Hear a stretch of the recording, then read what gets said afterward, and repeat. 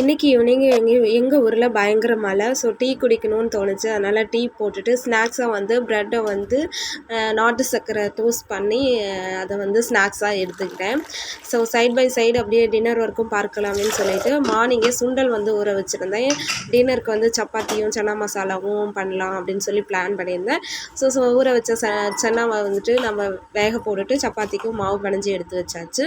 So restaurant ஸ்டைலில் வந்துட்டு நான் வந்து மசாலாவை அரைச்சி ட்ரை பண்ணியிருந்தேன். டேஸ்ட் சூப்பராக வந்தது. நாளைக்கு வீடியோ அப்லோட் ஆகும், தேவைப்படுறவங்க செக் பண்ணி பாருங்கள். ஸோ ஒரு சைடு வந்து குழம்பு தாளித்து விட்டாச்சு. தாளித்து விட்டுட்டு இன்னொரு சைடு வந்து சப்பாத்தி போடலான்னு சொல்லி நான் ரெடி பண்ணிகிட்ருக்கேன். ஸோ அப்படியே சைடு பை சைடு சப்பாத்தியும் போட்டுட்டு குழம்பும் வந்துட்டு பார்த்துட்ருந்தேன். ஸோ குழம்பு ரெடியான உடனே கொத்தமல்லி தழை தூவி அடுப்பு ஆஃப் பண்ணியாச்சு. சப்பாத்தியும் போட்டு அப்பாவுக்கும் அம்மாவுக்கும் கொண்டு போகலான்னு சொல்லி பேக் பண்ணி எடுத்துக்கிட்டு நானும் கிளம்பிட்டேன். ஸோ நான் இன்றைக்கான வீடியோ அவ்வளோதான். நாளைக்கு வீடியோவில் பார்க்கலாம். பாய்.